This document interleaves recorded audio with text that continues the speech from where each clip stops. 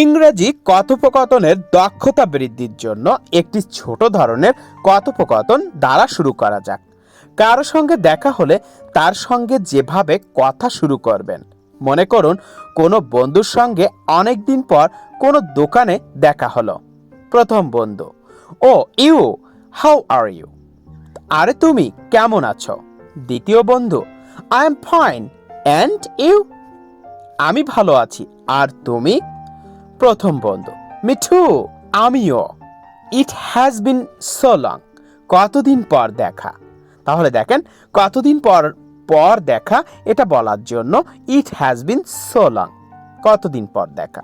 দ্বিতীয় বন্ধু: yes, it has really been very long since we last met. হ্যাঁ, সত্যি অনেক দিন পর দেখা হওয়ার পর। প্রথম বন্ধু: what are you doing nowadays? আজকাল তুমি কি করছো? দ্বিতীয় বন্ধু: you know, I had some business doing the same. তুমি জানো, আমার কিছু ব্যবসা ছিল, সেটাই করছি। What about you? তুমি কি করছো? প্রথম বন্ধু: the same job I had been doing for 3 years. ওই একই চাকরি যা 3 বছর থেকে করছিলাম। একটা কথা মনে রাখবেন, কোনো কাজ যদি শুরুর কথা উল্লেখ থাকে এবং চলমান থাকে, তাহলে কিন্তু এই ফরের জায়গায় সিন্স বসে। যদি এমনটা আপনি বলতেন যে আমি 2010 সাল থেকে এখনও একই কাজ করছি, সেক্ষেত্রে আপনি কিন্তু বলতে পারতেন দি same job I had been doing since 2010। যেহেতু আপনি 3 বছর ধরে কাজ করছেন, কোনো শুরুর কথা উল্লেখ নেই, তাই আপনি এখানে বলতে পারেন the same job I had been doing for 3 years. দ্বিতীয় বন্ধু: what are you doing here? তুমি এখানে কি করছো? Are you buying anything? Let's sit somewhere. কিছু কি কিনছো? চলো কোথাও বসা যাক।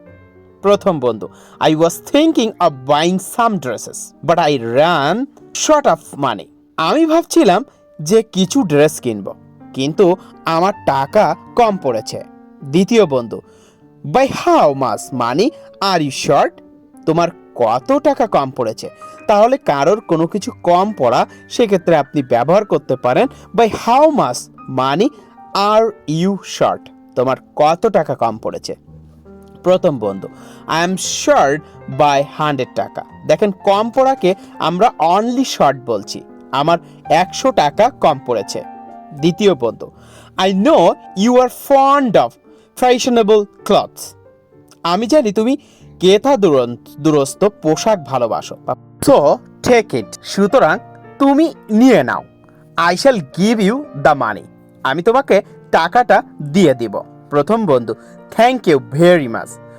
Father will be at home tomorrow, please come to meet him, he will be very pleased.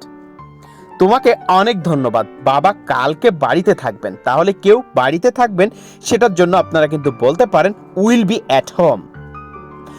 তার সঙ্গে দেখা করতে আসবা, কিন্তু তিনি খুব খুশি হবেন। দ্বিতীয় বন্ধু: oh sure, but not tomorrow.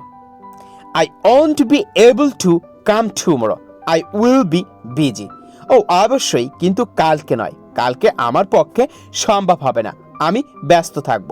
তাহলে কোনো কিছু সম্ভব হওয়া না হওয়া ক্ষেত্রে দেখেন will be able, will be able আর হচ্ছে না, সেক্ষেত্রে আই ওন্ট বি এবল, তার মানে সক্ষম হবে না।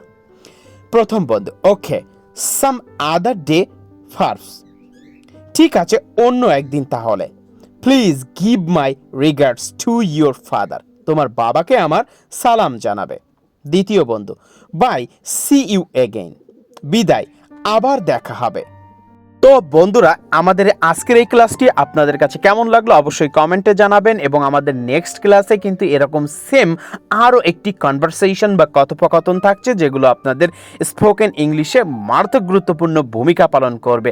আবারও এরকম ইন্টারেস্টিং এই ক্লাস নিয়ে আপনাদের সামনে হাজির হব। ততক্ষণে আপনারা সবাই ভালো থাকবেন, সুস্থ থাকবেন। আল্লাহ হাফেজ।